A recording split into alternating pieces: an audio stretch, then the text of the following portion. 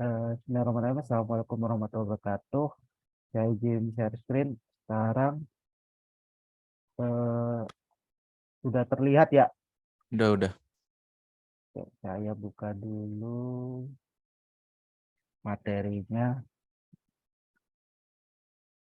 Oh ya, jadi aturan mainnya sekarang kita kan temanya sharing session ya. Jadi sharing session ini kalau bahasa saya sih, saya di sini bukan pakar, bukan expert, bukan tutor, bukan bukan apa ya, bukan pembicara dan lain sebagainya. Saya di sini hanya sebagai fasilitator saja dan mungkin dari teman-teman ada yang lebih lebih ahli dibanding saya.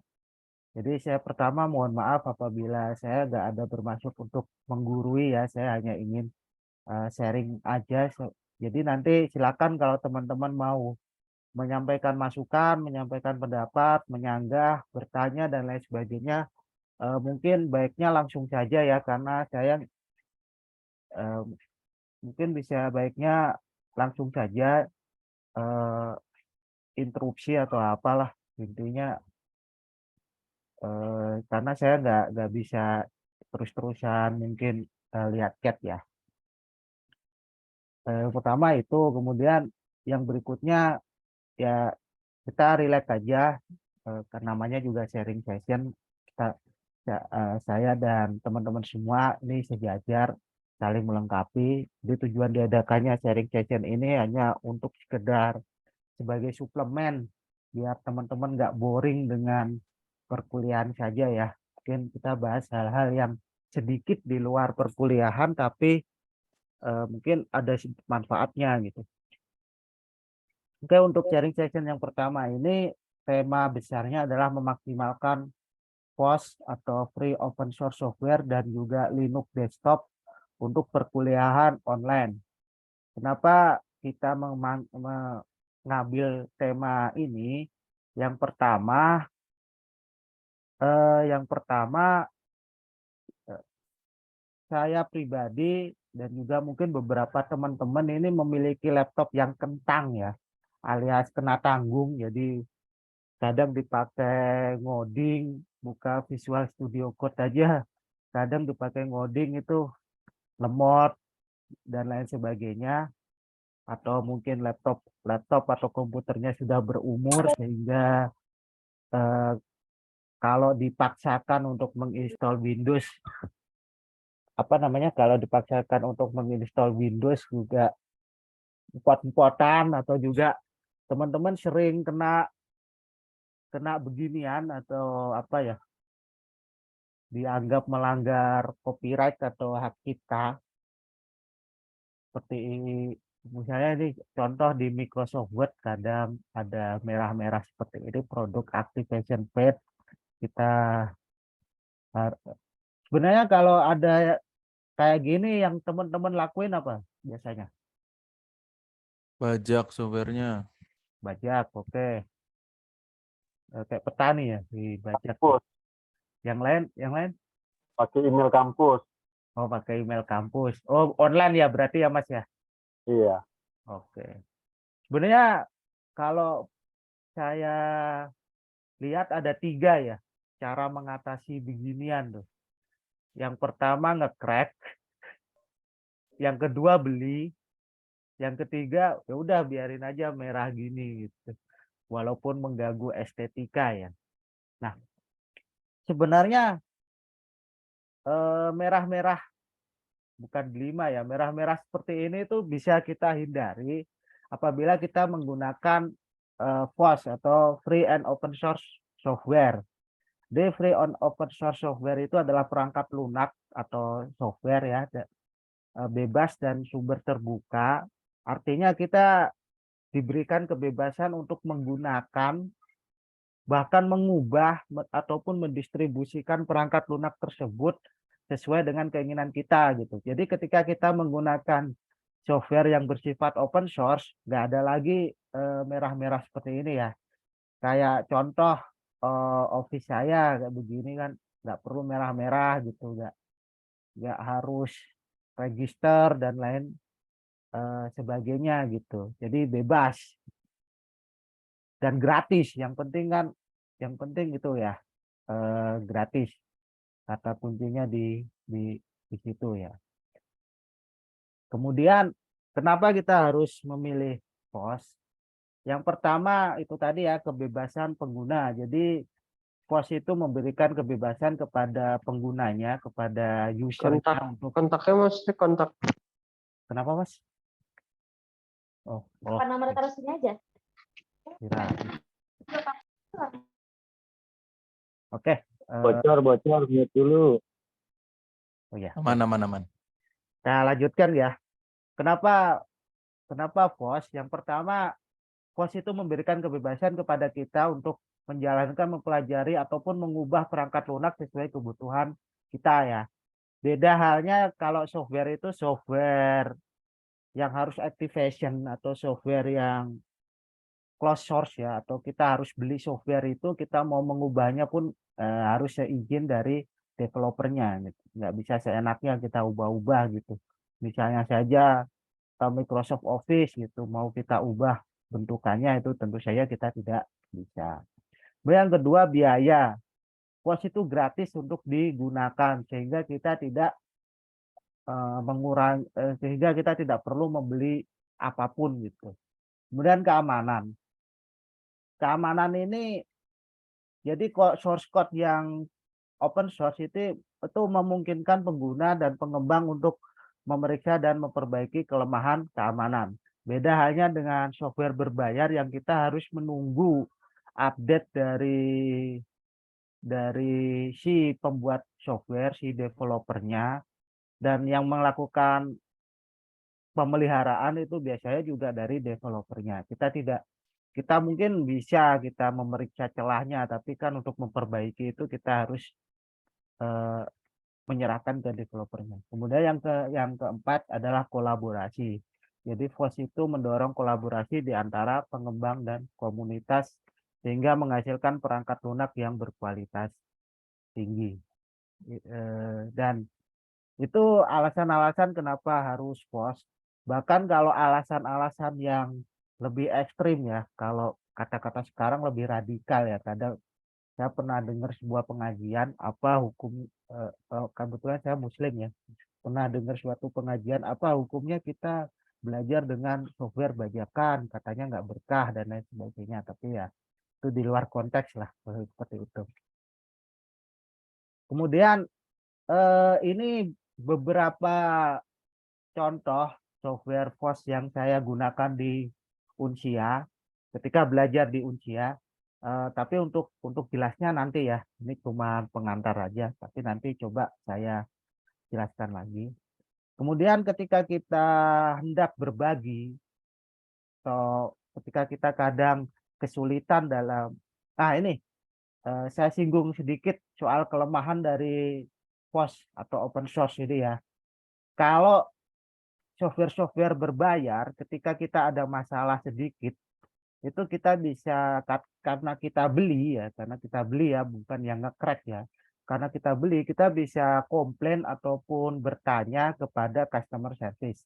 Tapi kalau untuk POS kita justru ketika menghadapi masalah kita harus biasanya mencari pemecahannya. Itu biasanya teman-teman pengguna open source itu saling berbagi ketika ada masalah ini. Biasanya ada yang ada yang saling berbagi, ngasih tahu triknya begini dan begini. Biasanya lewat GitHub untuk berkolaborasi, kemudian lewat Stack Exchange untuk tanya jawab, ada Linux Foundation, organisasi yang non-profit ya yang mendukung perkembangan Linux dan proyek POS lainnya, serta masing-masing distro dari Linux itu memiliki komunitas sendiri. Nah, kita sedikit pengantar untuk POS, kemudian kita beralih ke sedikit pengantar untuk Linux desktop ya. Nah, sama seperti tadi ya, teman-teman tentunya familiar dengan yang kotakan merah ini ya, pengguna Windows. Kalau pengguna MacBook nggak perlu ditanya ya, saya kan MacBook itu beli device, beli PC atau beli laptop itu kan udah otomatis softwarenya. Sering nggak teman-teman menemui kayak begini? Gitu. Ring. Sering, Pak. Sering kan ya. Yang dilakukan juga sama ya, 3 hal tadi ya. Yang pertama dibiarkan, yang kedua di crack, yang ketiga ya beli gitu, beli Windows-nya gitu. Dan kalau kata Pak Ono Wepurbo ya, salah satu pakar IT yang sering mengkampanyekan penggunaan Linux, katanya sih kalau kita pakai Windows ini banyak orang dari Indonesia itu justru ke luar negeri gitu. Artinya kita pakai Windows, uang kita dipakai kita beli Windows, uang kita digunakan untuk yaitu lebih memperkaya Bill Gates dan kawan-kawan gitu. Sangat disayangkan, katanya seperti itu, tapi ya wallahu a'lam lah kalau itu.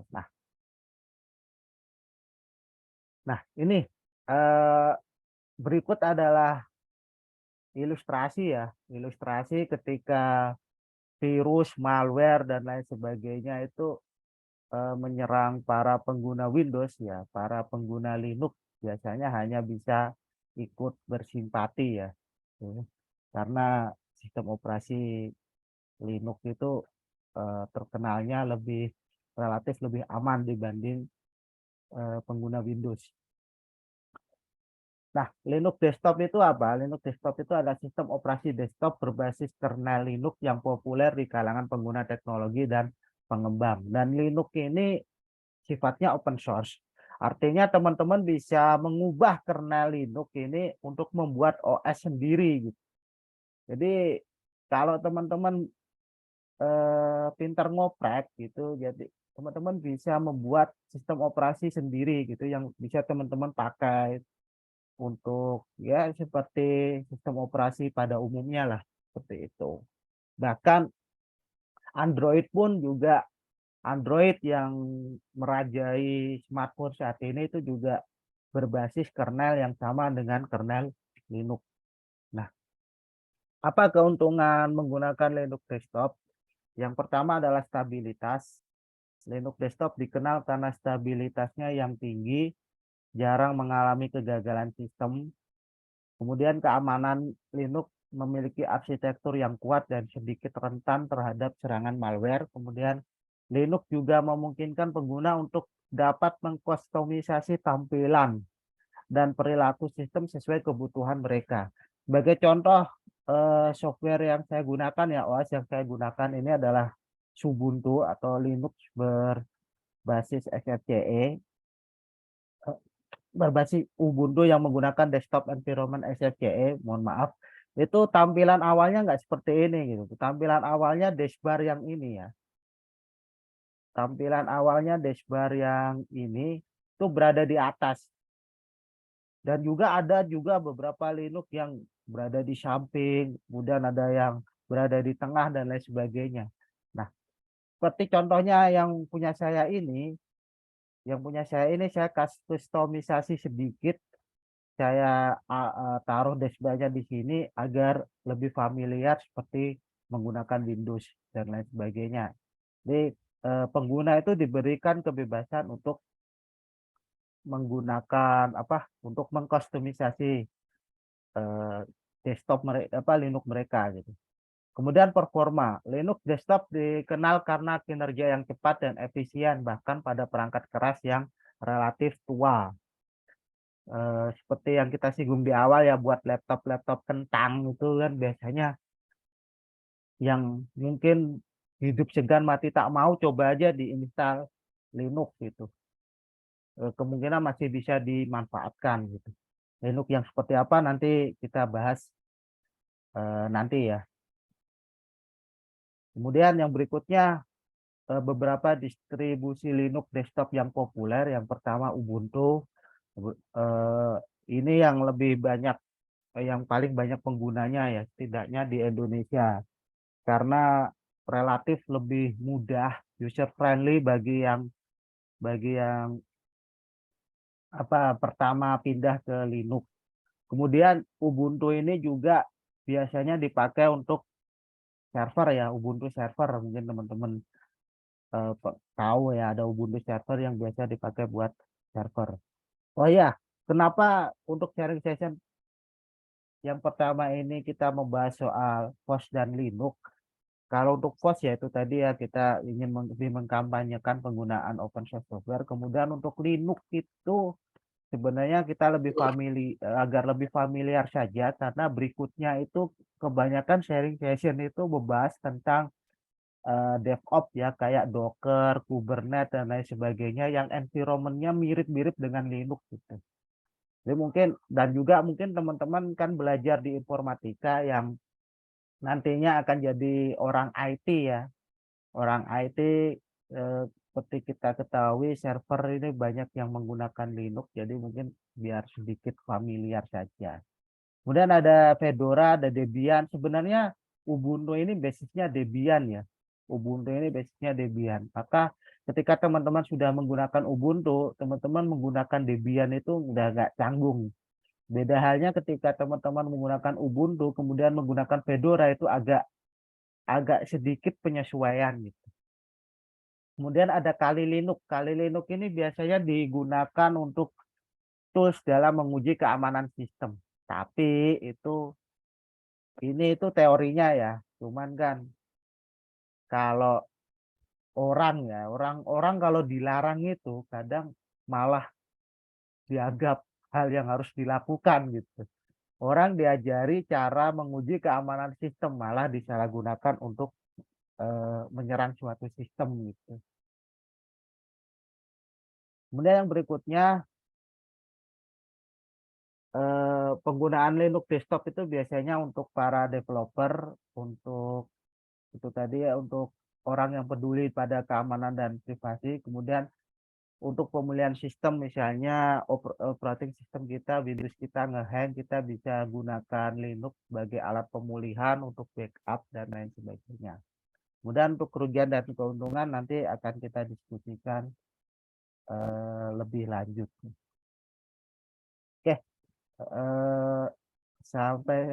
saya coba cek dulu ya. Kali-kali ada pertanyaan. Oh, apakah belum ada ya. Oke, kita mulai dulu ke mana nih ya? Macam OS Linux dulu ya. Oke, jadi ini ada tingkatan distro Linux yang pernah saya coba. Jadi saya mulai menggunakan Linux itu tahun 2019 ya, sebelum pandemi ya.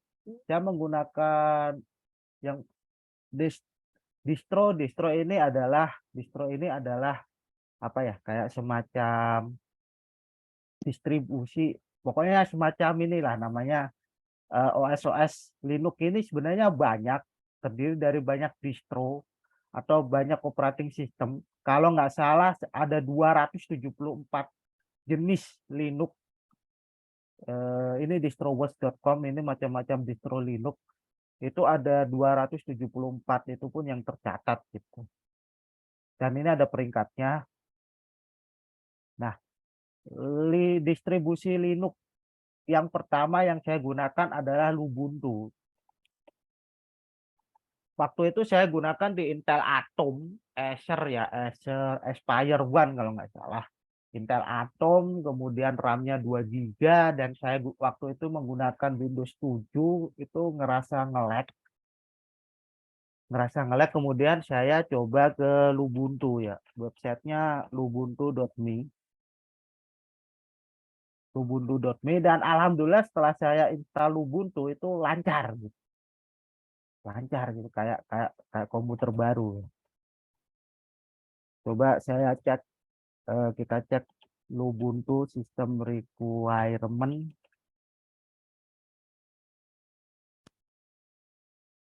Nggak ada ya. Oh ya, ini minimum, ini 22 April 2022 ya, belum terlalu lama ya.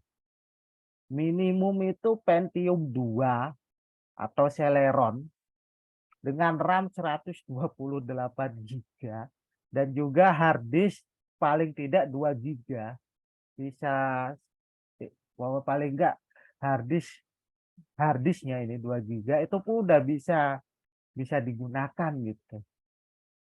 Dan clock speed-nya pun cuma membutuhkan prosesor yang 867 MHz gitu. Dan saya yakin komputer teman-teman pasti di atas ini gitu kan. Nggak, saya kira nggak ada lah di 2023 yang masih menggunakan Pentium 2 tuh kayaknya juga nggak ada. Tapi untuk menurut Ubuntu-nya sendiri sih lebih baik pakai 512 MB RAM. Cuman waktu itu saya gunakan prosesor Intel Atom dengan RAM 2 GB. Kalau teman-teman sekedar buka beberapa tab untuk beberapa tab browser, kemudian Zoom dan juga Office dalam hal ini ya, Office tentu saja bukan Microsoft Office, ataupun juga coding-coding ringan menggunakan desktop text editor yang ringan seperti ini text editor ini text editor. Kita juga di text editor kita bisa pilih bahasa pemrograman apa yang kita gunakan di sini seperti ini. Text editor sesederhana ini pun bisa gitu dijalankan di Linux gitu. Kemudian ada juga, saya pernah pakai juga Linux Lite, performanya mirip dengan Ubuntu.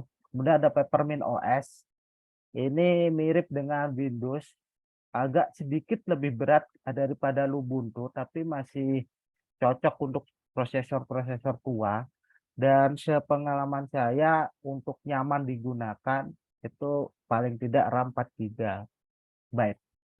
Kemudian Ubuntu yang saya gunakan kali ini, kemudian ada Kubuntu ataupun Kdenlion, kemudian ada Elementary OS yang tampilannya mirip ya, bukan persis ya, mirip dengan macOS. Saya buka websitenya. Nah, Elementary OS tampilannya mirip banget, bukan mirip banget sih, mirip lah dengan macOS ya. Ada apa ini tengah-tengah di sini, kemudian kita buka aplikasi di sini, kotak-kotak dan lain sebagainya. Dan ini gratis ya. Ini teman-teman isi nol itu pun udah bisa di-download gitu. Jadi bisa bayar, tapi juga bila teman-teman isi $0 pun udah bisa di-download. Itu. Kemudian mana lagi tadi? Itu Elementary OS. Kemudian Linux Mint ini tampilannya mirip Windows XP ya. Kemudian Yorin OS ini juga salah satu distro favorit saya. Yorin OS ini ada tiga tipe. Yang pertama Yorin OS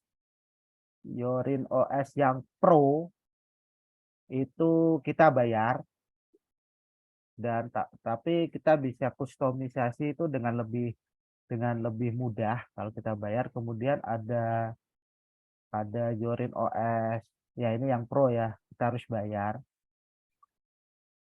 Kemudian ada Yorin OS Core, ini untuk butuh komputer-komputer yang nggak kentang-kentang amat ya, komputer yang basic lah.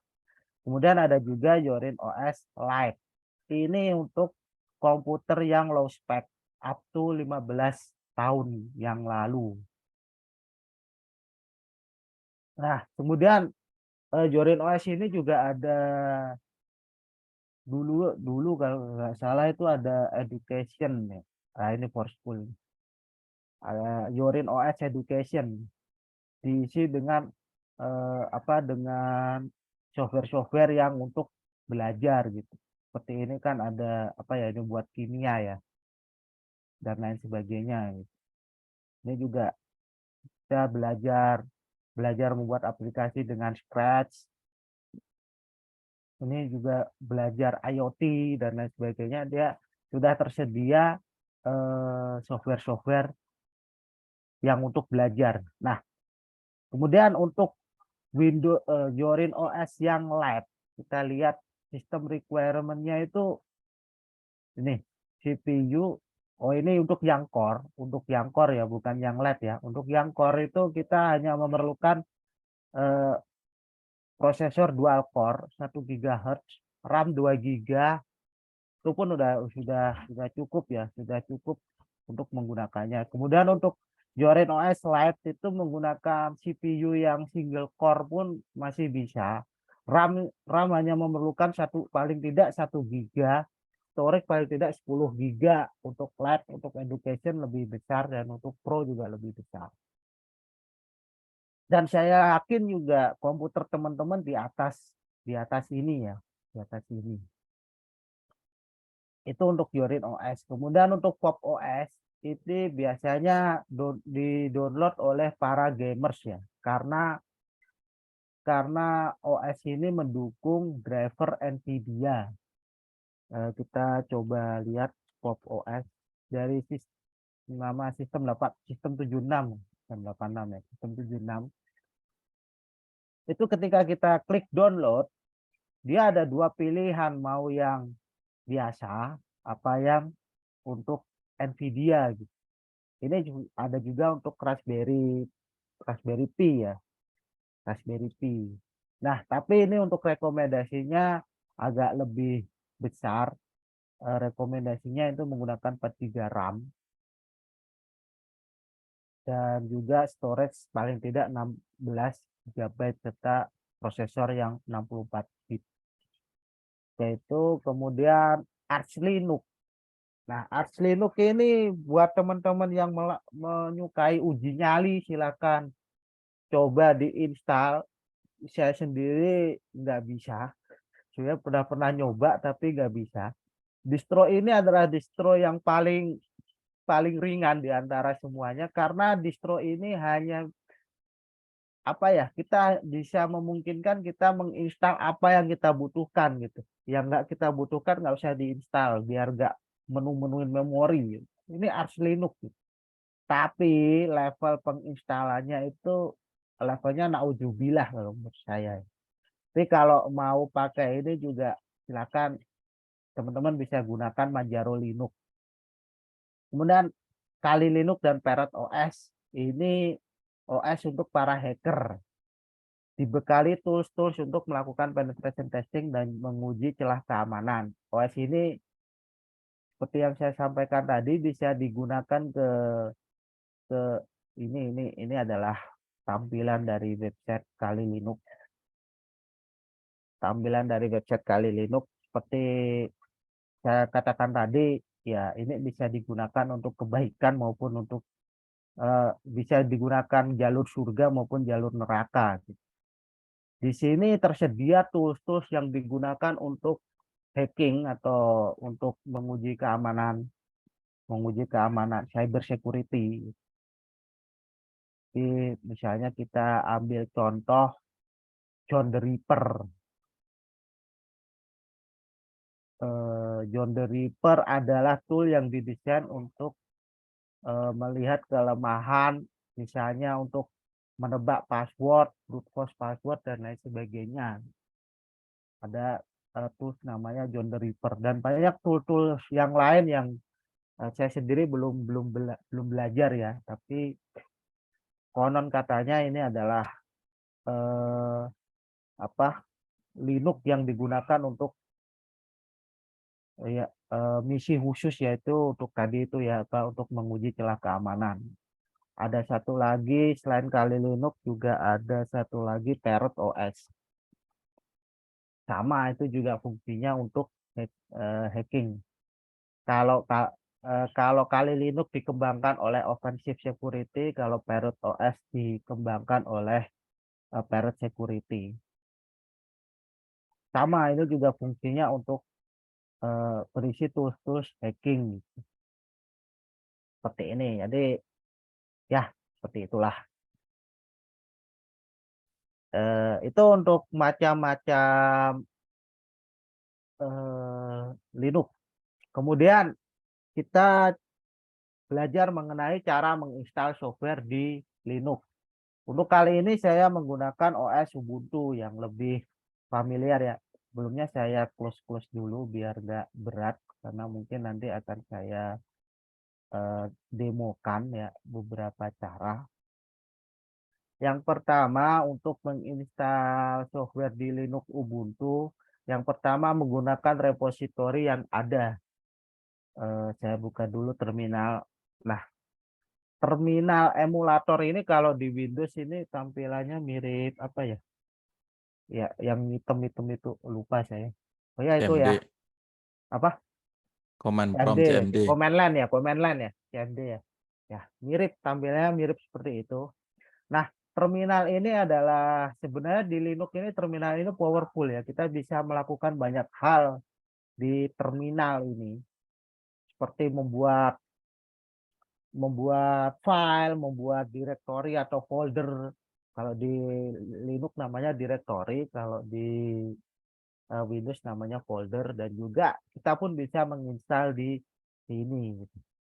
Nah, sebelumnya saya masuk ke jadi di Linux ini ada dua tipe pengguna ya. Yang pertama ini atau user, yang pertama user biasa. Jadi user biasa ini dia tidak bisa melakukan hal-hal yang aneh-aneh seperti menginstal software dan lain sebagainya. Nah, yang kedua adalah super user. Super user ini memerlukan password yang bisa kita gunakan untuk ngotak-atik Linux kita.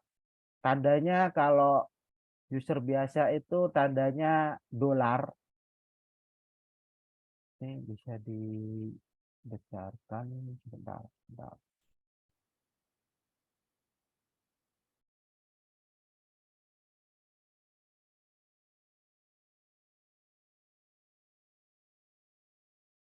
Oh, nggak bisa ya. Oke. Kalau user biasa tandanya dolar, kalau super user tandanya pagar. Di sini ada yang namanya repositori. Repositori adalah kumpulan software yang sudah disediakan oleh si Linux itu sendiri. Misalnya saya ingin menginstal nama softwarenya Neopets, Neopets, maaf. Nama softwarenya Neopets. Neopets ini adalah tools untuk melihat spesifikasi dari komputer kita dan juga spesifikasi software yang kita gunakan.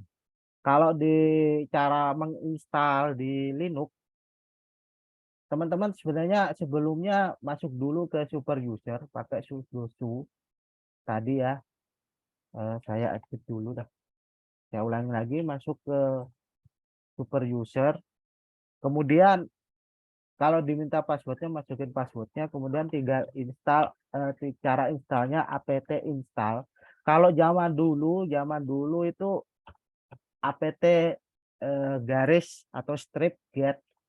Tapi sekarang apt install pun bisa. Misalnya kita mau menginstal Neopets, tinggal ditulis apt install Neopets.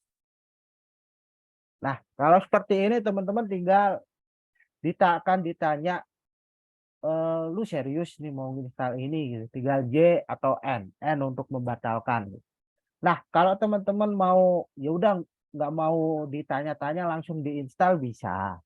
Caranya apt install nama paketnya atau nama software yang mau diinstal kemudian langsung diakhiri -y. Maka dia akan langsung menginstal software yang diinginkan. Bentar kita tunggu sampai 100% dulu ya. Ya, udah 100% kita bisa gunakan Neopets itu tadi. Nah, seperti yang saya katakan tadi, Neopets adalah tools atau software yang digunakan untuk melihat spesifikasi dari komputer. Di sini terlihat bahwa saya menggunakan OS Ubuntu 22.04.2 LTS. Oh ya, LTS ini artinya long term service ya. Jadi biasanya LTS ini software yang rilis 4 tahun sekali. 4 tahun apa 2 tahun? 4 tahun kayaknya ya. Dan selama 4 tahun itu selalu dipelihara oleh pengembangnya sehingga lebih stabil gitu dibanding OS-OS yang bukan LTS. Jadi kalau teman-teman install Ubuntu ataupun yang lain sebagainya, saran saya sih lebih baik pakai LTS. Kemudian ini kernelnya 5.19.0 dan lain sebagainya. Kemudian komputer ini sudah nyala selama 1 jam 22 menit. Nah, paket ini apa aja? DPKG ini paket yang berakhiran .deb itu nanti saya jelaskan di berikutnya ya, apa itu DPKG, apa itu Flatpak, atau apa itu Snap, itu nanti. Kemudian ini resolusi layar saya cuma 768. Nah, kita ke CPU nih. Teman-teman bisa lihat bahwa saya menggunakan Intel i3 generasi kedua ya. Intel i3 2370M ini merupakan Intel i3 generasi kedua. Ya, saya beli komputer ini seharga 1,9 pas itu. Tahun berapa itu? Pas pandemi kalau nggak salah, tahun 2020, sebelum saya kuliah di Unsia, saya beli 1,9 udah dapat komputer ini dan bisa digunakan, alhamdulillah bertahan sampai semester 4. Dan memori yang digunakan hanya 2,6 dari 8 GB. Padahal ini saya membuka berapa aplikasi dan tadi membuka berapa tab. Tapi alhamdulillah dari tadi lancar-lancar saja ya. Itu seperti ini. Kemudian itu sedikit mengenai cara menginstal menggunakan terminal. Kemudian yang kedua, mendownload file .deb diikuti perintah di terminal. Saya ambil contoh, saya buka dulu ini download saya. Kemudian arrange item by modification. Saya ambil contoh, saya tadi mendownload Sublime Text. Akhirannya .deb ya. Seperti teman-teman lihat di sini. Ini akhirannya .deb. Kalau teman-teman di Windows itu biasanya ketika mendownload installer itu akhirannya pasti .exe ya. Kalau di Linux Ubuntu itu akhirannya, atau Linux Ubuntu atau Debian akhirannya .deb. Kalau di Red Hat ataupun Fedora gitu akhirannya itu biasanya .rpm. Nah, saya seperti contoh ini ya, ada .deb, .rpm. Kita fokus saja ke .deb ya. Ini kita download, nanti hasilnya seperti ini. Mana tadi? Ya ini hasilnya. Nah, ketika udah di download ini ada dua cara, mau lewat terminal apa langsung gitu. Ada dua cara, mau lewat terminal apa langsung. Kalau di Windows kan langsung bisa next ya. Kalau ini cara langsungnya kita biasanya seperti di kalau di Linux tinggal di double klik dia itu ya. Kalau di Windows tinggal double klik langsung next jadi. Kalau di Linux teman-teman harus install namanya GDB. Jadi apt install namanya GDB. Itu untuk menginstal software secara langsung dari installernya tadi. Tapi saya ingin menunjukkan cara install melalui terminal dulu. Jadi biar tampilannya lebih keren gitu ya.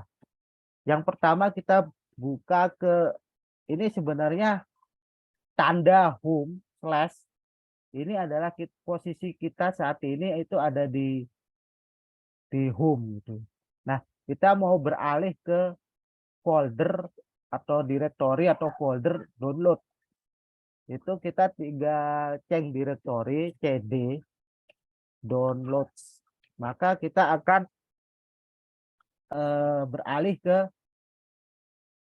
mana, ke directory atau folder download.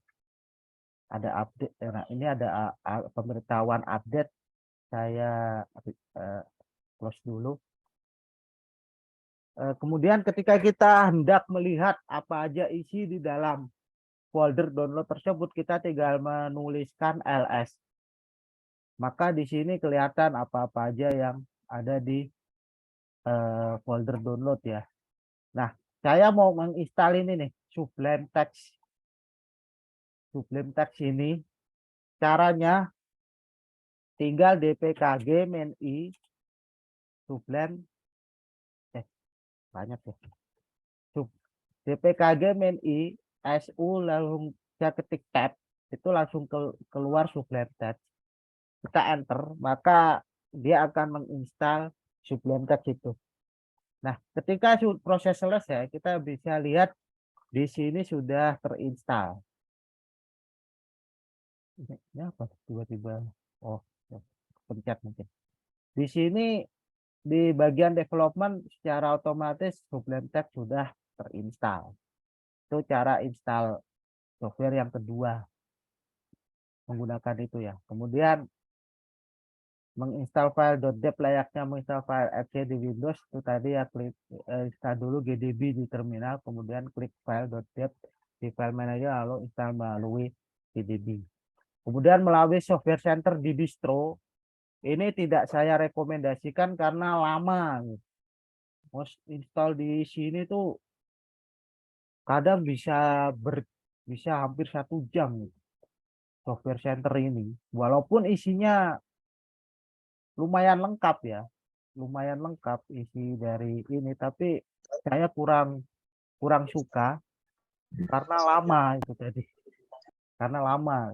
Di sini juga banyak software yang bisa diinstal. Saya ketika kita hendak menginstal VLC tinggal install, maka dia akan install sendiri gitu. Kalau di Android teman-teman mengenalnya Play Store ya. Kalau di Ubuntu namanya Software Center.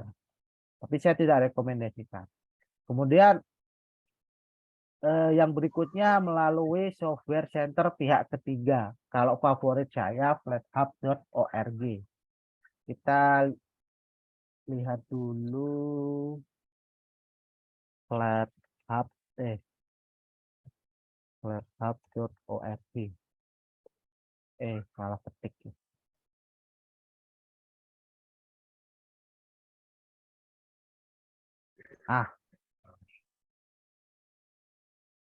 Ini adalah toko aplikasi yang bisa diinstal di Linux. Seperti layaknya toko aplikasi, tapi ini walaupun saya bilangnya toko, tapi ini gratis ya. Karena ini gratis semua. Teman-teman bebas untuk menginstal, nggak perlu bayar. Di sini pun ada populer aplikasi-aplikasi yang populer seperti contohnya Google Chrome, ada PlayStation, PSP, emulator, Discord dan lain sebagainya. Spotify juga ada, teman-teman bisa install dari sini. Ini juga ada untuk edukasi gitu. GeoGebra untuk belajar aljabar dan ada juga game. Tapi ya game-game di Linux itu nggak sebagus game-game di Windows ya atau di Steam ya. Oke. Tapi sebelum teman-teman menginstal apa yang ada di sini, teman-teman pastikan untuk setup FlatHub-nya terlebih dahulu. Setup FlatHub. Klik setup FlatHub, maka nanti kita akan dialihkan ke cara untuk men-setup gitu. Ada Ubuntu, Fedora, Manjaro, Chrome OS dan lain sebagainya. Pop OS dan lain sebagainya. Nah, teman-teman silakan cari OS yang digunakan. Dalam hal ini misalnya saya di sini gunakan Ubuntu ya. Ubuntu kan turunannya Ubuntu ya. Nah, dia akan memberikan cara untuk menggunakan Flathub itu tadi. Yang pertama kita diminta install Flatpak. Caranya mudah. Ini di copy saja. Kemudian diinstal di terminal. Enter. Nah, Karena saya sudah menginstal, maka di sini tertulis Flatpak is already the newest version. Kemudian teman-teman lanjutkan. Ini untuk Ubuntu yang lama ya. Teman-teman lanjutkan ke yang lain. apt install GNOME software plugin Flatpak. Ini berfungsi agar software-software yang ada di Flatpak atau di Flathub ini nanti dimasukkan ke software tadi, ke software center teman-teman yang tadi itu. Yang ini nih. Yang ini. Nanti akan masuk ke sini nih. Sehingga bisa diinstal melalui ini. Kemudian add the Flathub repository agar teman-teman bisa untuk menginstal repository yang ada di sini, software yang ada di sini. Kemudian cara menginstalnya misalnya kita hendak menginstal apa ya? Apa kira-kira yang saya sembarang aja, misalnya saya hendak menginstal kaligrafi. Saya nggak tahu ini fungsinya buat apa, tapi sebenarnya ada penjelasannya nih, kaligrafi ini bla bla bla bla. Caranya adalah teman-teman copy ini copy sama dan dipastekan di terminal. Maka dia akan bertanya, kok lama ya? Maka dia akan bertanya, serius nih mau install, teman-teman tinggal ketik Y. Maka dia akan melakukan install. Nah, nanti kalau installation complete, maka softwarenya akan ada di komputer teman-teman. Begitu kalau mau menguninstall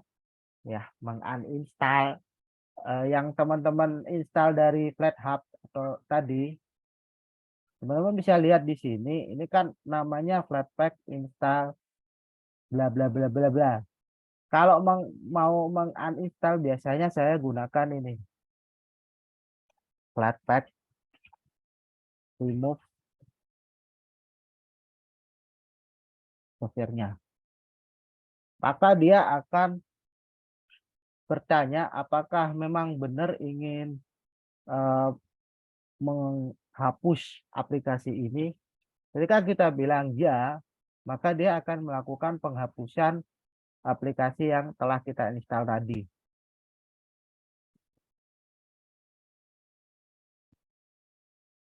Nah, kita lihat sudah tidak ada di komputer kita. Nah, seperti itu, uninstall complete. Begitu pula kalau teman-teman mau menghapus aplikasi yang kita install pakai apt install tadi, seperti misalnya NeoFetch, caranya pun sama, apt spasi remove NeoFetch. Maka dia akan ngasih tahu kita serius mau meremove aplikasi ini. Apabila kita ketik iya, maka dia akan menghapus NeoFetch dari komputer kita. Ketika sudah terhapus, kita panggil NeoFetch lagi, maka tidak akan muncul seperti ini lagi karena sudah tidak ada. Dan untuk ini kan terlalu panjang ya. Untuk membersihkannya tinggal ketik clear. Untuk keluar kita tinggal ketik exit, selesai. Untuk sedikit penggunaan terminal untuk melakukan instalasi. Ada juga cara install file tar.gz atau dart.gx. Ini saya jarang menggunakannya. Jadi ketika menemui harus install ini, mending teman-teman googling saja dah daripada repot. Itu untuk cara software ya. Kemudian yang berikutnya adalah panduan instalasi Linux. Panduan instalasi Linux. Bentar.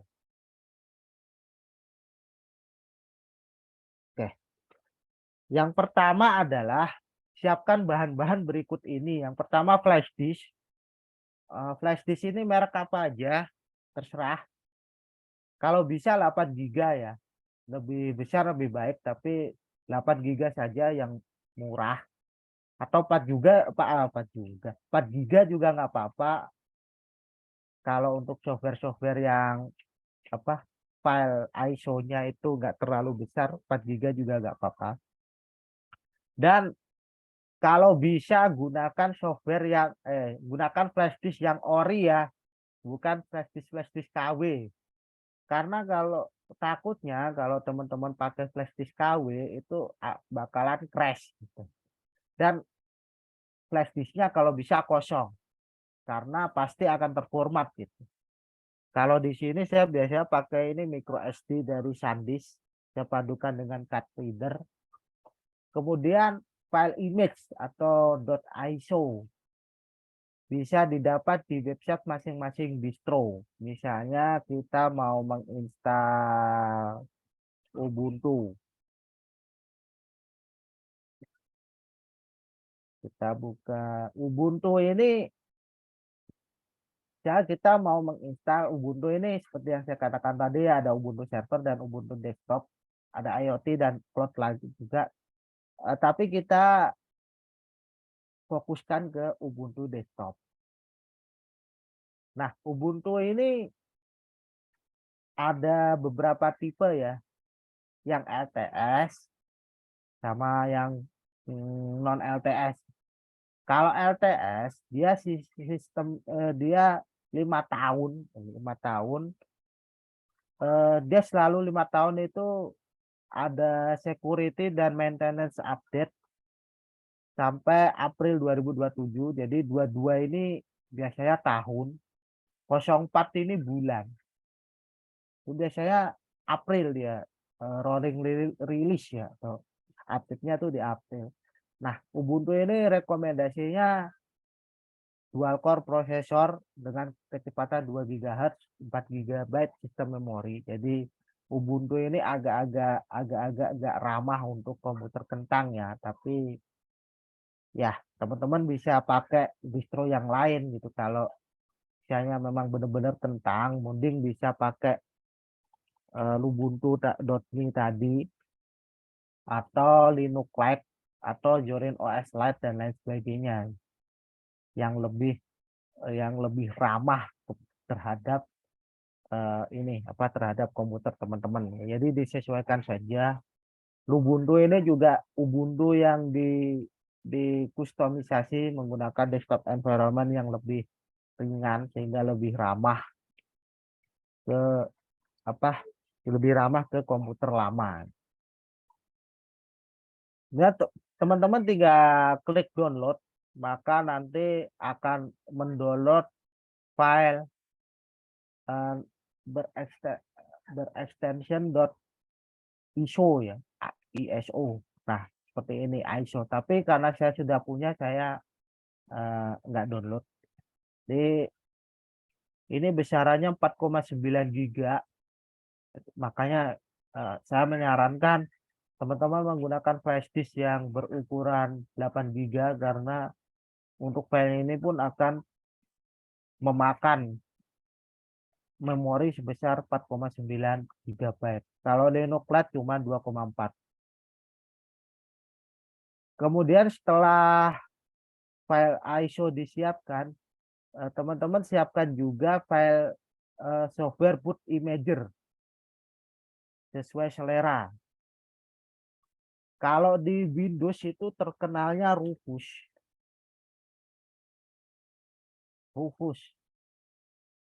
Rufus ini untuk mengubah file ISO tadi agar bisa booting.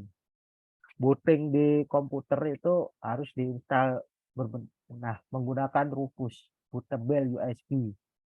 Rufus namanya. Kalau di Windows biasanya pakai ini. Tahu kan Windows.exe. Kalau saya biasanya lebih suka menggunakan Balena Etcher. Kalau saya lebih suka menggunakan Balena Etcher. Nah, di sini pun bisa download buat Windows, buat macOS, dan juga buat Linux.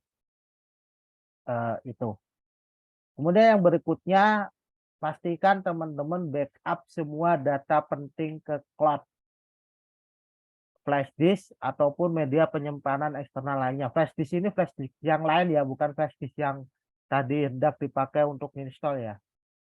Mending teman-teman backup dah daripada kenapa-kenapa gitu. Kemudian colokkan flash disk kosong, format file ISO ke flash disk melalui software boot imager. Mungkin akan saya tunjukkan sedikit caranya. Di sini saya menggunakan Balenacer.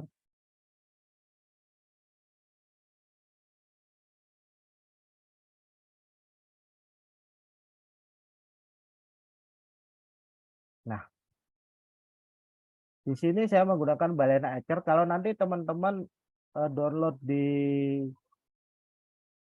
Windows, tampilannya pun akan sama seperti ini. Tampilannya akan sama seperti ini ya, Balenacer. Nah, di sini teman-teman tinggal cari file yang mau di apa ya namanya ya, digunakan, misalnya Ubuntu. Kemudian pilih flash disk yang akan digunakan. Select. Kemudian flash. Nah, dia akan memformat flash disk teman-teman dan akan mengisinya dengan file ISO tadi sehingga bisa digunakan untuk bootable. Oke. Nanti prosesnya memakan waktu ya kira-kira 10 sampai 15 menitan lah. Agak-agak lama. Setelah itu nanti colokkan flash disk tersebut ke komputer yang hendak diinstal. Kemudian baca bismillah. Setelah itu nyalakan komputer yang hendak diinstal dan lakukan langkah penggantian booting. Ini tergantung merek, ada yang harus tekan enter, ada yang harus tekan F12. Jadi kalau teman-teman nyalakan komputer itu kan biasanya ada bunyi tit gitu sekali ya. Kemudian di situ ada tulisan untuk apa gitu, tekan enter, tekan F12. Nah, teman-teman lakukan saja apa yang diperintah di situ, kemudian pilih booting melalui flash disk. Oke, apabila udah terlanjur booting ke OS, misalnya teman-teman pakai Windows sudah terlanjur booting ke Windows, maka ulangi lagi langkah nomor 6. Kemudian pilih media booting melalui flash disk dan ikuti instruksi yang digunakan. Biasanya sesimpel itu, cuman akan saya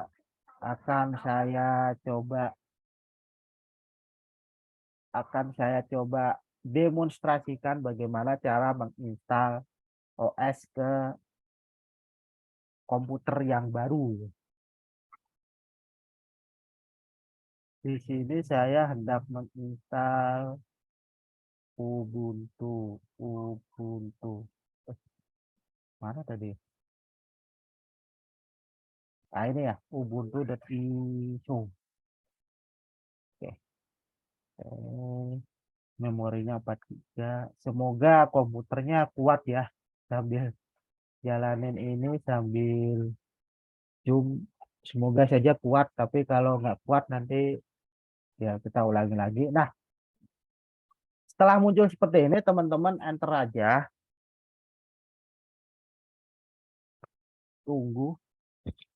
Sambil menunggu, saya coba lihat chat dulu. Kali ada yang menarik. Oh ya, terima kasih Mas Rijal bantu jawab. Ubuntu Kilin saya belum pernah nyoba. Tipe mana yang powerful untuk network administrator dan konten kreator? Untuk network administrator biasanya pakai Ubuntu ya. Kalau untuk konten kreator ada namanya Ubuntu Studio. Saya perlihatkan sebentar.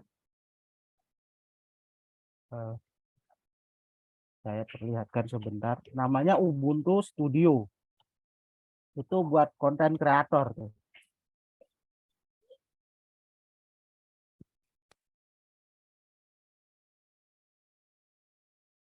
Nah, ini Ubuntu Studio. Ini websitenya. Nah, Ubuntu Studio ini dibekali dengan software-software untuk audio, untuk grafis dan juga untuk video fotografi. Untuk software nanti ya ada nanti nah ini udah diperingatkan CPU-nya ini berat. Nanti saya jelaskan lagi software-software yang apa yang bisa teman-teman gunakan di Linux yang sebagai pengganti atau bukan pengganti sih, alternatif. Kemudian ada lagi Ventoy untuk multiboot. Iya, biasanya ada Mas, tapi saya belum pernah nyoba. Ini link apa nih yang perlu di-share nih? Ini lama lagi. Mungkin karena saya close dulu ya yang ini biar nggak terlalu berat. Sebenarnya penginstalasinya mudah. Teman-teman juga saya yakin pasti bisa.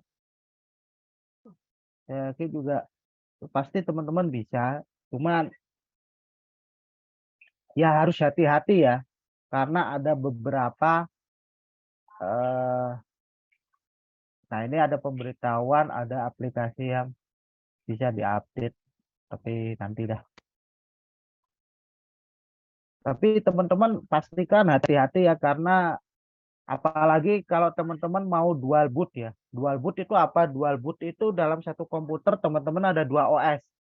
Misalnya teman-teman mau belajar Linux, tapi nggak mau meninggalkan nggak mau meninggalkan Windows. Teman-teman bisa install Linux berbarengan dengan Windows di dalam satu komputer. Aduh, kaget ya.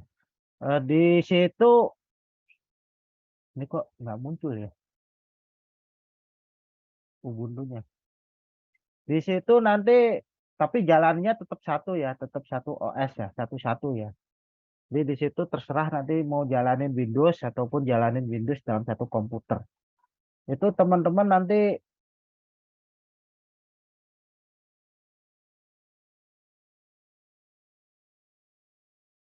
coba saya atur dulu deh.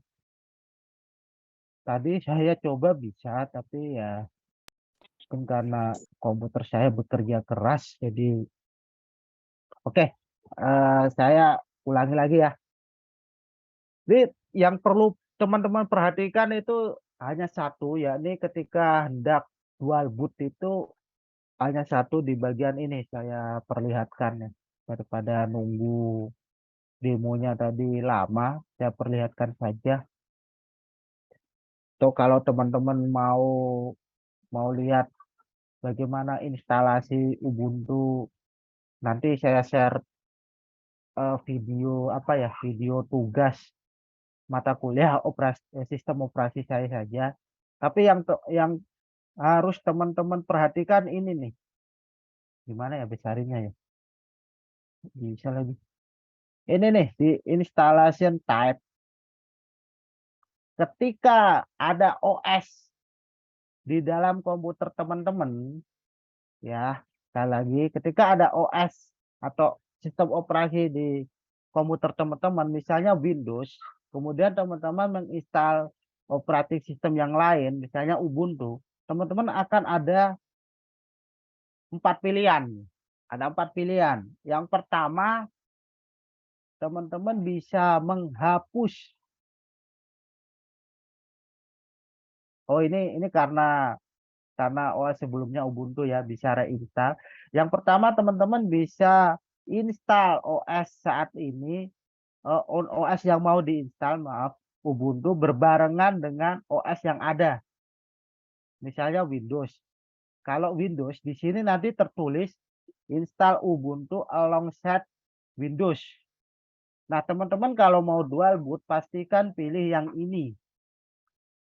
Jangan pilih yang nomor 3. Oke, itu ya. Yang jelas hati-hati di situ. Ketika teman-teman pilih yang 3, erase disk and install Ubuntu, maka nanti teman-teman akan menghapus di semua. Jadi data-data yang di komputer itu akan dihapus semua. Diformat lah. Gambarannya diformat dan akan menginstal Ubuntu. Jadi data-data yang tersimpan di dalam komputer teman-teman akan hilang. Itu ya. Jadi hati-hatinya di situ. Apakah hendak menginstal Ubuntu berbarengan dengan OS saat ini, ataukah hanya menggunakan satu OS, misalnya Ubuntu, maka ya pilih yang ketiga gitu. Kalau saya sih biasanya milih yang ketiga karena saya nggak menggunakan Windows. Saya di sini di komputer saya pure saya menggunakan Linux atau menggunakan Ubuntu. Dan kalau saya mau ganti distro pun saya nggak nyimpen data-data saya backup dulu data-data saya ke mana ke hard disk eksternal ya. Baru saya install lagi OS baru gitu. Saya nggak pernah dual boot. Dulu pernah dual boot Windows sama Linux tapi untuk 1 semester saja karena ada satu mata kuliah yang nggak bisa digunakan menggunakan Windows. Mata kuliahnya apa nanti kita bahas. Mungkin itu untuk instalasi Linux. Mohon maaf saya nggak bisa demoin di sini karena ternyata komputer saya ya karena komputer kentang nggak kuat. Kemudian sebelum kita bahas command line, saya mau bahas yang lain dulu. Ini yang pasti jadi pertanyaan teman-teman ya. Software alternatif di Linux apa saja? Oke, ini bagi yang terbiasa menggunakan Windows. Linux itu memiliki kelemahan kita nggak bisa kolaborasi. Ini saya sampaikan sekarang, kita nggak bisa kolaborasi. Artinya apa? Kalau kita berkolaborasi dengan OS yang lain, jadinya berantakan gitu. Contoh, Office. Office, ketika teman-teman bikin Office di Microsoft Office, kemudian buka di Linux, bisa. Tapi kadang berantakan gitu. Itulah kenapa salah satu kelemahannya kita sulit untuk kolaborasi. Biasanya saya kalau mau kolaborasi, kalau misalnya ada tugas kelompok ya, kalau di Unsia kan kebanyakan tugas kelompok ya, itu saya dan teman-teman lebih memilih mengerjakannya di Google Doc gitu.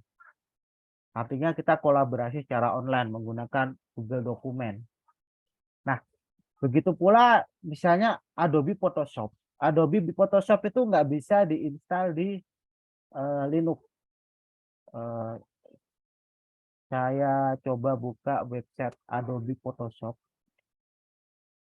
Itu nggak ada ini ya, nggak ada installer untuk Linux itu nggak ada.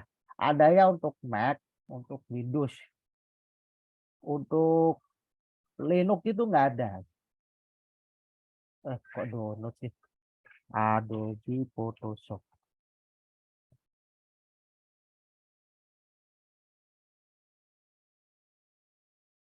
Itu nggak ada gitu. Nah, di Linux itu kalau untuk edit foto seperti Photoshop, biasanya kita menggunakan software alternatif namanya GIMP. Singkatannya GNU Image Manipulation Program. Ini GIMP. Mana ya GIMP? Nah, ini GIMP. GIMP ini fungsinya mirip dengan Adobe Photoshop untuk manipulasi foto. Nah, tentu saja kalau teman-teman menggunakan Photoshop di Windows ataupun GIMP di Linux, teman-teman nggak bisa saling berkirim apa ya file ya, gitu. Jadi file yang dikerjakan di GIMP tidak bisa dikerjakan di Photoshop. Demikian pula sebaliknya karena beda ekstensi. Oke. Kemudian untuk Corel Draw kalau di Linux itu teman-teman bisa pakai software namanya Inkscape. Inkscape. Nah, seperti ini. Inkscape. Nah, Inkscape ini fungsinya mirip dengan Corel Draw ya.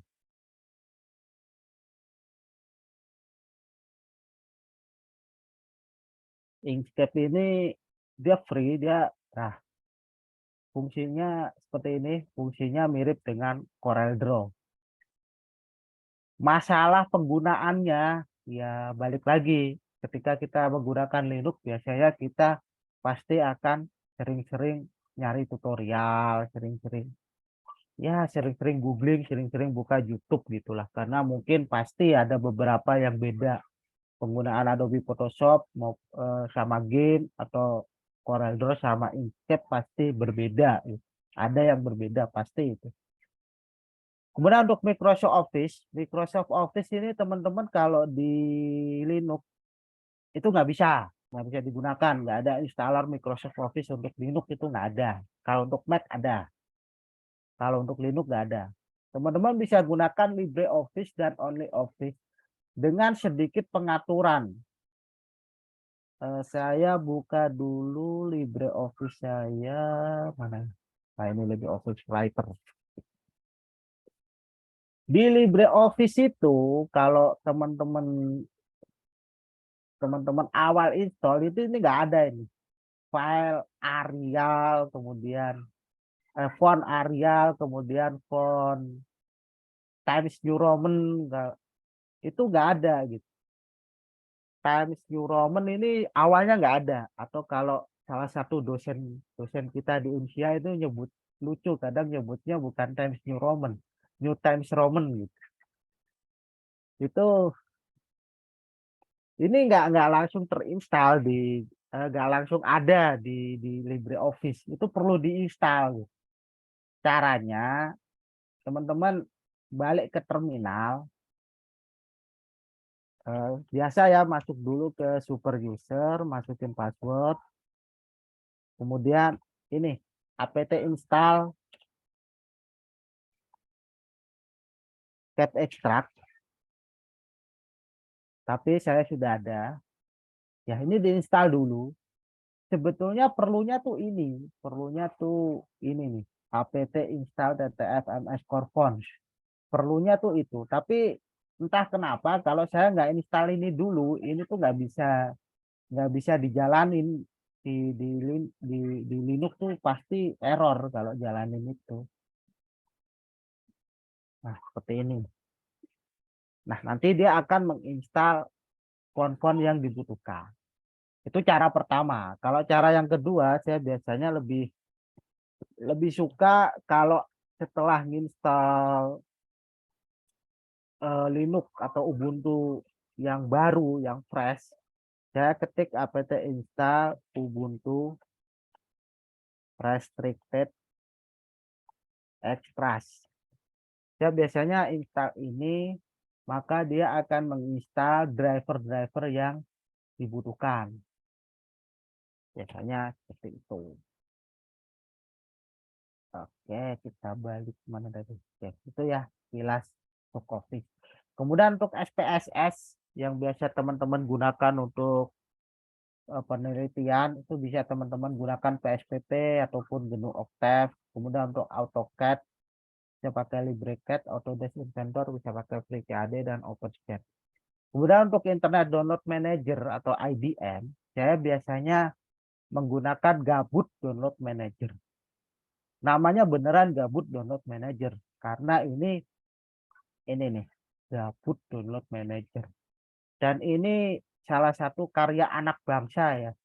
Dari namanya aja Gabut itu. Itu yang bikin orang Indonesia itu. Gabut Download Manager yang bikin orang Indonesia. Nah, ini GitHub-nya. Ini halaman GitHub-nya. Tuh, orang Indonesia yang bikin. bikin download manager. Saya biasanya lebih suka pakai itu dan saya installnya pakai ini, pakai FlatHub. Pakai FlatHub. Ini. Saya cara installnya ini ya tadi ya. Tinggal ini ya. Tuh, download manager. Kemudian software yang biasa saya gunakan selama kuliah di Unsia. Disclaimer aja, ini saya gunakan sampai semester 4 ya. Untuk semester 4 ke atas mungkin banyak pertanyaan, Mas, kalau pakai buat Android Studio kuat nggak? Wow, alam kalau itu. Kalau Android Studio itu ada yang pernah pakai Linux tuh bisa. Pakai Linux kuat. Dengan catatan, dia kalau nggak salah prosesornya i3 generasi 6 kalau nggak salah.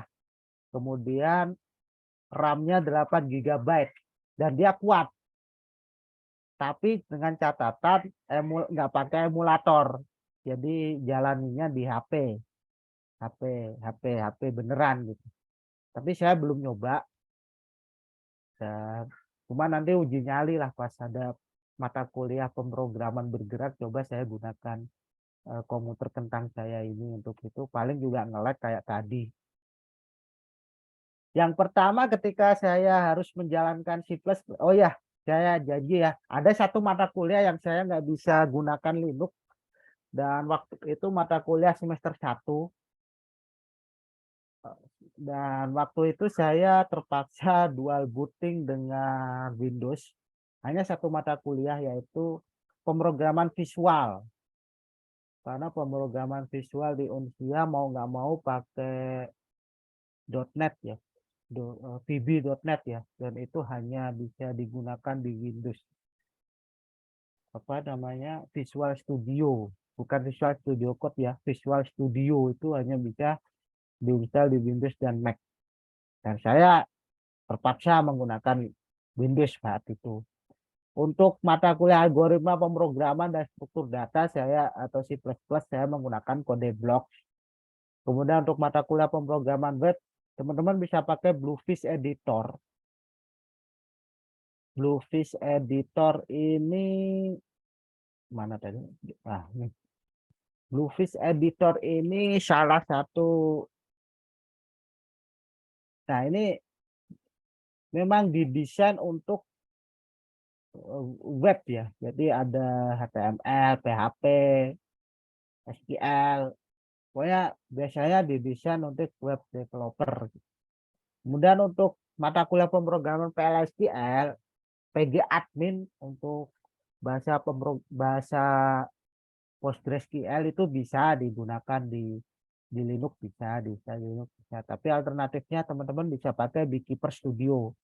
Tapi pakai yang versi community karena gratis. Beekeeper Studio itu mendukung bahasa SQL lain seperti MySQL dan lain sebagainya. Kemudian untuk video downloader dari YouTube, kalau teman-teman biasanya menggunakan www. Depan alamatnya, depan YouTube-nya teman-teman tulis SS. Kalau saya enggak, saya ada software sendiri. Yakni belum saya install ya. Video downloader namanya. Jadi teman-teman tinggal masukin alamat YouTube-nya di situ, maka nanti dia tinggal masukin alamat YouTube-nya di sini, nanti tinggal di-download. Tuh saya biasanya gunakan video downloader untuk mendownload video dari YouTube. Kemudian Boxes tadi ya, alternatif dari VirtualBox. Saya ada VirtualBox juga, tapi saya juga ada Boxes juga. Kemudian Draw.io. Kalau di Windows, teman-teman bisa menggunakan di browser namanya Draw.io. Ini ya.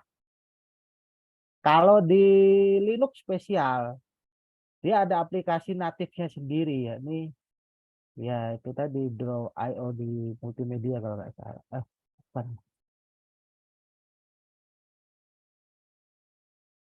Mana? Nah ini di Linux sendiri sudah ada aplikasi natifnya ya Draw.io. Jadi nggak perlu pakai browser. Ini untuk menggambar flowchart, UML, dan lain sebagainya. Kemudian PDF Erlanger saya gunakan untuk memotong dan menambah halaman di PDF. Kemudian Zotero untuk membuat daftar pustaka. Kemudian karena di Unsia kan kebanyakan tugasnya review jurnal ya. Saya biasanya gunakan Zotero untuk membuat daftar pustaka biar nggak ngetik manual. Jadi dia ada software untuk otomatis seperti itu. Kemudian ada dialek. Dialek ini alternatif dari Google Translate. Nah, dialek dia ini alternatif dari Google Translate, jadi saya nggak perlu buka browser untuk, nah ini untuk mentranslate, saya bisa lewat sini, misalnya English ke Indonesia, itu bisa.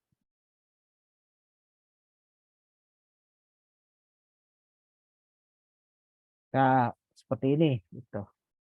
Kemudian Bavarder ini alternatif dari Chat GPT, GPT, Bavarder ini ya kayak Chat GPT fungsinya, tapi dia aplikasi seperti ini.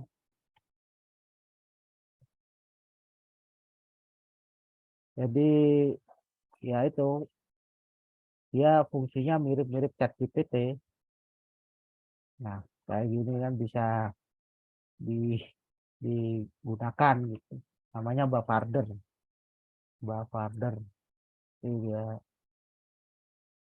Bavarder. Gitu. Oke, mungkin it- itu saja. Kemudian kita ke komen lain yang ada di Linux. Ini nanti saya berikan apa ya, semacam ini ya, apa namanya ya, apa nanti materinya atau file-file yang berhubungan dengan materi nanti akan saya share di WA group ya. Jadi mungkin teman-teman pastikan untuk join di WA group. Ini teman-teman bisa pelajari sendiri dan juga untuk apa, teman-teman pelajari sendiri. Kemudian nanti kalau ada pertanyaan bisa didiskusikan ya. Oke, untuk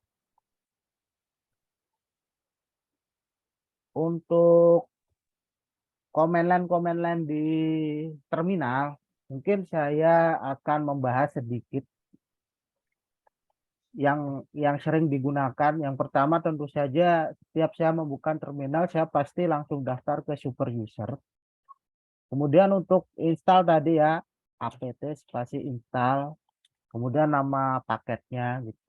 Nah, untuk masuk ke directory atau ke folder, misalnya ini biasanya pakai langsung cd spasi nama directory atau nama foldernya. Kemudian untuk menampilkan isi seperti ini.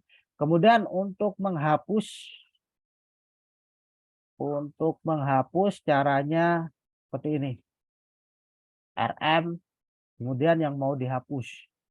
Misalnya kita hapus ini ya, google.pdf. Ini ya, kita lihat google.pdf yang ada di sini sekarang di sini sudah tidak ada. Itu cara menghapus. Kemudian cara memindah pun pakai mv file baru ke mv yang lain gitu. Misalnya kita coba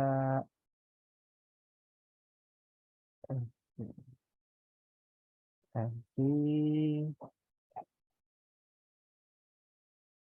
dasar ini saya coba pindah ke dokumen gitu. Dasar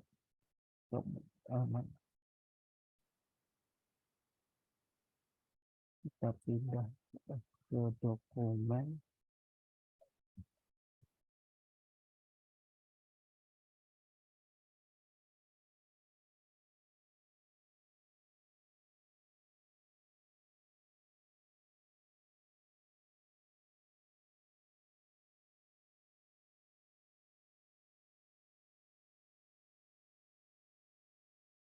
Kita lihat di dokumen. Jadi file yang dasar.pdf yang dari download tadi sudah terpindah ke dokumen. Itu kalau menggunakan terminal.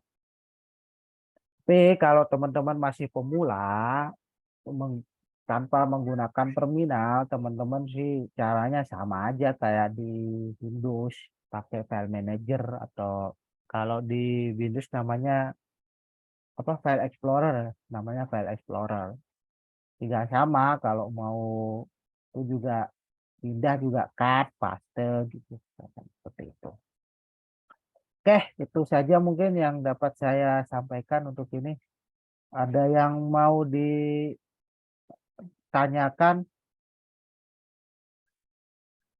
atau mau didiskusikan, silahkan. Oh, ini ada yang share, Mas Matius. Dulu pakai Core i5 generasi 4 RAM 8 GB untuk running Android Studio pakai Linux Mint FVCE aman asal pakai external device. Oke. Itu. Ya, terima kasih Mas Matius. Ada yang mau disampaikan, teman-teman? Silakan. Kalau sudah capek ya. Saya stop share dulu dah. Oke, silakan kalau ada mau ditanyakan.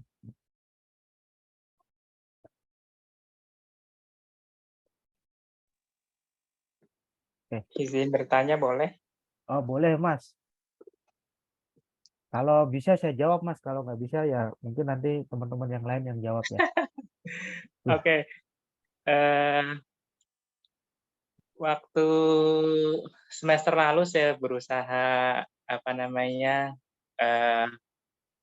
ke Ubuntu waktu awal rilis tuh ya, yang 22 ya.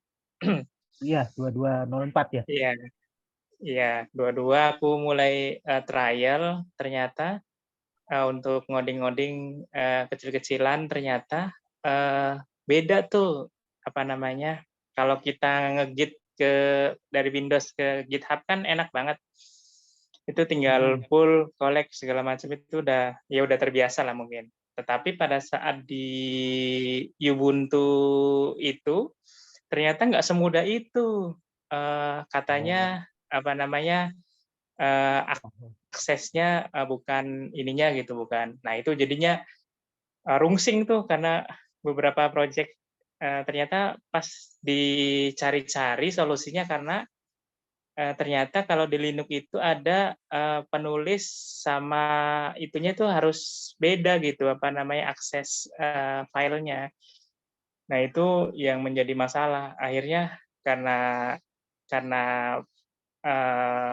pekerjaan dan lain-lain, akhirnya udahlah balik lagi ke Windows lagi. Nah itu solusi seperti itu tuh bagaimana ya biar biar lebih nyaman. Mungkin itu. Oh ya, terima kasih Mas. Saya sendiri dulu waktu praktek pemrograman, ini udah. Oh ya, untuk pemrograman web 1 ya, itu saya juga awalnya mau pakai GitHub. GitHub kan ada domain yang bisa digunakan ya. Saya mau pakai GitHub itu juga saya mengalami kesulitan. Cuman memang ada sedikit perbedaan penggunaan Git di Ubuntu sama di Linux ya. Di Linux sama di Windows memang ada perbedaan. Saya sendiri lebih suka menggunakan ini sih, menggunakan GitHub yang desktop, tinggal drag and drop sebenarnya. Cuman kalau untuk penggunaan berikutnya, saya jujur kurang paham juga, tapi saya ada solusinya teman-teman bisa ikut sharing session besok. Kebetulan besok kita akan membahas mengenai Git. Jadi nanti teman-teman coba diskusikan dengan fasilitatornya. beliau lebih paham dah dibanding saya gitu. Beliau lebih paham dibanding saya. Cuma nanti juga saya akan coba bagikan ini ya, tutorial penggunaan GitHub untuk Ubuntu nanti saya share ke grup ya. Itu nanti saya share ke grup. Cuma nanti tetap saya juga belum begitu paham untuk komit dan yang lain sebagainya, tapi nanti besok ada itu seperti itu, Mas. Jadi nanti filenya saya share ke grup ya, Mas ya, yang soal tutorial GitHub untuk Ubuntu. Semoga mungkin nanti saya coba juga deh. Saya coba juga dan juga mungkin nanti Mas bisa coba. Ya, itu ya, Mas ya. Oke, terima kasih. Ternyata ini juga pengalamannya tuh begitu, ya itu sih memang nanti materi digigit ya, Ya. materi digigit. Tapi ternyata memang ketika saya aksesnya menggunakan user apa gitu, ternyata tidak bisa dipakai oleh user ini gitu. Beberapa, Oh. nah itu Ya, saya ternyata pernah nyoba, Mas. Saya memang pernah nyoba juga dan waktu itu apa gitu. Jadi permissionnya kalau nggak salah, iya permissionnya permissionnya, permissionnya iya. itu ada perbedaan. Jadi ada apa ya? Kalau nggak salah waktu itu harus token ya, ngisi token Iya, ya. betul, betul itu. Ya, ngisi token. Waktu itu juga saya mengalami kesulitan seperti itu. Cuma nanti coba saya cari solusinya juga, Mas. Tapi sebelum saya share nanti juga saya cobain dulu. Oke ya. Oke, Tuh oke, share terima buat kasih saya, nih nanti Mas ya. buat diskusi besok nih. Oke, oke. Ya, silakan Mas Dani. Halo, Assalamualaikum Mas Iwan. Waalaikumsalam. Ya, Mas Hari mau tanya terkait support eh, apa namanya software-software di engineering yang kemarin sempat Mas Iwan sampaikan ya, kayak SolidWorks atau ya Oh SolidWorks iya. lah misalkan. Nah, karena kan saya sendiri emang ya kerja di bagian engineering yang sering menggunakan software tersebut. Secara performance eh, ada masalah nggak ketika kita menggunakan apa namanya OS ini gitu. Oh, oke Mas. Kebetulan kemarin saya belum share ke Mas Hmm. Dani ya. Saya Hmm.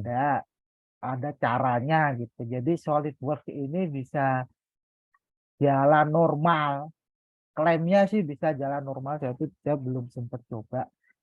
Klaimnya bisa jalan normal. Nanti saya coba juga deh. Dan itu sebenarnya SolidWorks itu tidak bisa digunakan di Linux. Terus terang aja, Oke. awalnya nggak bisa Nah, digunakan di oke. Linux. Tapi ini ada repository di GitHub, dan itu katanya work. Saya share GitHub-nya di chat. Nah, itu coba Oke. Mas Dani buka dulu deh. Jadi dia Oke. Oke. ngeklaim pakai cara itu dia bisa gitu. Jadi caranya Iya, iya. sama kayak tadi ya. Open terminal bla bla bla bla bla gitu. Ya, apa namanya? Dulu sih sempat keinginan pengen belajar, namun yang sering dikhawatirkan yaitu ada beberapa mungkin software yang sering digunakan di ya dunia di kerja saya di engineering nggak support itu sih yang Iya, memang sempat Mas. khawatirkan tuh. Gitu. Heeh. Saya kan juga Hmm. walaupun saya nggak kerja di situ kan saya juga Hmm. punya sertifikat Hmm. DNSP ya untuk CAD Hmm. kebetulan. Itu saya Hmm. belajarnya pun ya karena kita dijajah Windows ya. Jadi itu pun AutoCAD sama Autodesk Inventor. Cuman Hmm. saya juga nemu-nemu sendiri itu Hmm. LibreCAD sama Hmm. Pre-CAD yang saya share tadi ya, itu pun saya juga coba-coba sendiri gitu. Jadi kalau kita pakai Linux, kelemahan pakai Linux itu sebenarnya tuh kita harus mau belajar Mas, harus mau repot Hmm. itu. Kadang kita ada masalah harus googling gitu. Harus nanya ke Google memang. Dan itu tadi kelemahan yang berikutnya adalah di Linux itu kita tidak bisa berkolaborasi dengan baik dengan OS yang lain. Oke. dengan Windows gitu. Sebaliknya Windows pun nggak bisa berkolaborasi dengan Linux. Ya mungkin memang ada solusi sih, di Windows bisa install BSL, di Linux bisa install Wine. Wine itu bisa digunakan untuk Wine itu aplikasi di Linux yang memungkinkan kita menggunakan software-software Windows di dalamnya. Namanya Wine. Tapi ada tapinya.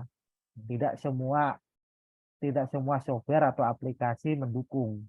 Kadang ada errornya gitu. Nggak se-smooth apa ya bahasanya ya.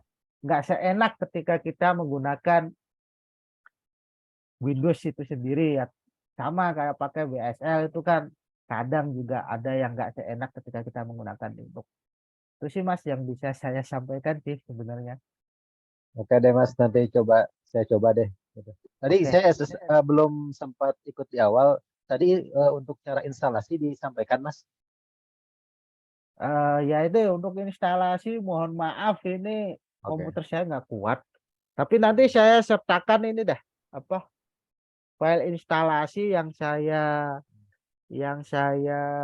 saya bikin waktu mengerjakan UAS kalau nggak salah UAS mata kuliah sistem operasi.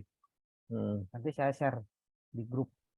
Ya kemarin juga saya sempat download terkait yang Pop OS ya sama Arch yang mau dicoba tuh sih. Gitu. Kemarin karena belum bisa nginstalnya gitu, belum tahu cara nginstalnya, jadi agak kesulitan kemarin. Itu sih. Oke. Dan ini juga Mas pokoknya intinya saya bentar ya saya buka dulu. Kebanyakan buka WA nanti ada nomor bocor malah saya disalahin bentar ya. Saya buka WhatsApp dulu. Jadi sebenarnya ada satu langkah yang hati-hati aja ketika install Linux gitu. Itu aja. Jadi ketika mau dual OS, dual boot dalam satu komputer, hati-hati dalam memilih. Itu aja sebenarnya. Kalau selebihnya sih anak informatika tinggal next gampang lah itulah. Kalau itu gampang itu. Nggak usah diajari, saya yakin bisa. Sebentar ya. Tadi di mana tadi ya?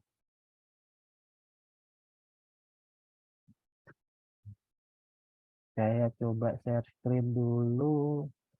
Ya, kelihatan ya Mas ya. Oke. Ini nih Mas. Di sini aja, hati-hatinya di langkah ini aja. Kan kelihatan nih langkah sininya. Install Ubuntu. Kalau Mas Dani pakai Windows, di sini bunyinya install Ubuntu alongside Windows. Pilih yang itu, jangan yang erase disk. Oke. Cuman itu aja perbedaan yang mesti hati-hati di situ aja. Kalau di yang lain saya yakin nggak perlu begitulah. Nggak perlu terlalu berhati-hati, nggak apa-apa. Tapi yang untuk lebih amannya sih tetap ya kita sebagai anak informatika kan katanya tetap backup itu yang utama gitu. Kalau mau apa-apa backup dulu.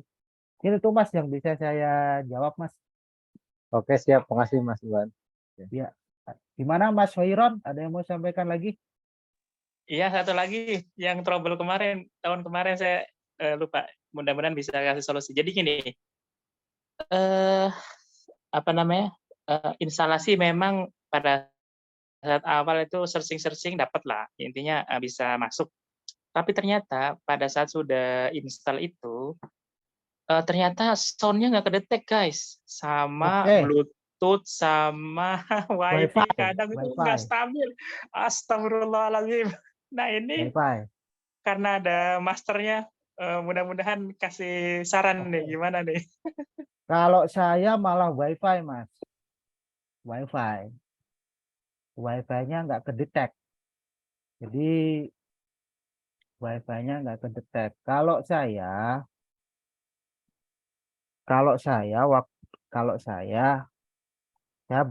saya izin saya screen lagi. Jadi kalau solusi dari yang bisa Mas Khairon coba ya, pertama tentu saja masuk ke Sudo SU ya. Mas install ini apt install Ubuntu. Itu pakai Ubuntu ya kasusnya ya. Iya, Ubuntu. Yang dua-dua. Ini Ubuntu Restricted Extras. Fungsinya adalah dia akan menginstal driver-driver baik yang free maupun non-free untuk misalnya kayak nggak cuman Bluetooth, nggak cuman apa namanya, nggak cuman Bluetooth, nggak cuman apa lagi tadi ya. Itu ya, tapi Wi-Fi. juga Iya. kodek-kodek kayak kodek-kodek audio dan lain sebagainya itu bisa gitu. Pakai ini apa tadi namanya Ubuntu Restricted Extras.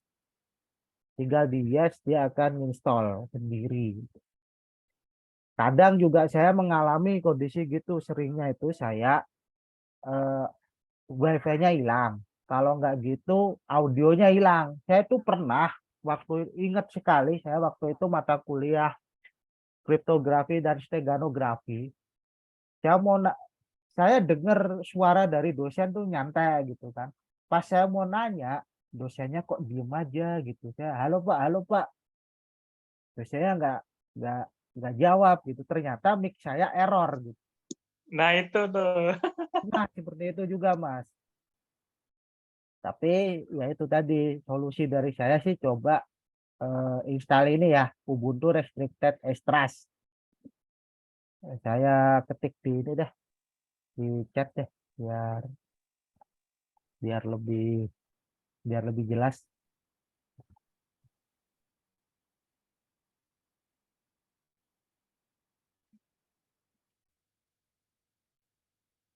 Itu ya install itulah. Insya Allah Sip. itu. Dan biasanya kalau saya kena kena kasus itu ya, kasus apa, namanya kena masalah seperti itu ya. Solusi saya sih sebenarnya ganti distro, Mas. Kalau saya sih gitu. Jadi kalau Ganti misalnya distro. ya udah ganti distro daripada saya pusing gitu. Kadang ya itu kadang kadang kan kita ada bad day ya. Artinya kita sudah googling ke sana ke sini, udah coba gini-gini tetap nggak bisa gitu. Kadang solusi terakhir saya ganti distro gitu. Biasanya saya ganti distro ke Manjaro. Kalau Manjaro kan softwarenya kebanyakan kan lebih lebih baru ya dibanding Ubuntu ya. Karena dia basisnya Arch Linux, tapi saya masih belum memiliki kemampuan untuk install Arch Linux tuh. Saya nggak tahu tuh bisa apa enggak tuh. Saya udah pernah nyoba sih gagal. Ini tuh Mas Hairon dicoba Siap, aja siap. dulu kayak itu. Thank you, thank you. Thank Ya, you. mungkin ada yang lain. Eh, kalau nggak ada bisa dicukupkan sih nanti. Karena udah mau jam 9 ya, udah nggak terasa udah mau 2 jam. Mungkin itu saja mungkin yang dapat saya sampaikan. Mungkin saya bisa tarik kesimpulan ya. Mungkin kalau untuk kita yang terbiasa pakai Windows ya nggak masalah pakai Windows gitu. Yang kalau menurut saya tuh setiap OS, setiap software itu memiliki kelebihan dan kekurangannya masing-masing gitu. Misalnya Windows sebetulnya tidak bisa ditarik kesimpulan juga bahwa Windows itu user friendly ya. Kita bisa mengatakan Windows user friendly itu karena kita terbiasa menggunakan Windows dari kecil gitu. Ya walaupun nggak dari kecil banget ya, mungkin dari SD, dari SMP kita sudah diperkenalkan Windows sehingga mindset kita tuh OS lain itu sulit gitu. Tapi ternyata enggak gitu dan selama saya menggunakan selama saya kuliah di Unsia menggunakan Linux pun bisa bertahan. Cuman satu mata kuliah saja yang nggak bisa bertahan tadi itu pemrograman visual. Itu jujur saya nggak bisa. Susah itu. Nggak bisa, nggak ada software alternatif untuk Visual Studio ataupun VB.NET. Saya googling pun waktu itu disarankan pakai Gambas 3. Tapi kan dosen nggak tahu ya, maksudnya dosen itu kan ya saya mau pakai bahasa ini, jadi gunakan bahasa ini gitu. Jadi saya waktu itu masih semester 1, saya belum punya kemampuan untuk memprotes dosen. Jadi waktu itu ya sepertinya itu nggak bisa. Saya nggak berani menginstal Gambas 3 itu. Tapi overall yang lain ada alternatifnya kok. Jadi teman-teman kalau ketika menemui kok mata kuliah kok harus bayar, sedangkan teman-teman ada kendala keuangan, mungkin saran saya cari dulu alternatifnya yang open source, yang gratis. Terus juga kalau misalnya komputer teman-teman kok jadul gitu kayak punya saya gitu kan, hanya generasi 2 kok jadul gitu. Jangan insecure dulu, mungkin oh pakai si Lion. Oke, terima kasih Mas Denny. Ada ini apa? Saran. Waktu itu saya masih semester 1 Mas, nggak tahu. Saya juga basicnya itu dulu SMA saya tuh IPS. Nggak ada basic apa? Basic nggak ada IT-nya gitu. Tapi, tapi nekat kuliah di informatika. Jadi kalau teman-teman punya komputer yang kentang itu ya jangan menyerah dulu lah. Tetap tetap ya coba-coba pakai Linux gitu. Siapa tahu gitu kan. Bisa gitu kan. Itu aja sih mungkin yang dapat saya simpulkan dan terima kasih atas kehadiran di sharing session untuk malam ini. Kemudian besok di jam 7 malam ya. Nanti kalau misalnya teman-teman mau ke depannya berubah jam sih nanti besok disampaikan saja. Kalau untuk minggu depan kan udah disepakati ya kalau Sabtu jam berapa? Tadi jam 4 sore ya. Tapi nanti ke depannya kita akan insya Allah akan sharing session ini akan rutin dan kita coba pilih tema-tema yang teman-teman butuhkan gitu, yang sebisa mungkin yang nggak ada di bangku kuliah. Kita tujuannya bukan menggantikan kuliah, tapi untuk menambah perbendaharaan ilmu teman-teman. Dan juga teman-teman kalau ada yang hendak disampaikan, silakan mau jadi fasilitator di sini, di mana di sharing session kita terbuka gitu. Artinya nggak hanya milik kita saja gitu, tapi juga teman-teman silakan ketika hendak ikut ikut memberikan saran ataupun ikut memberikan materi juga kita welcome.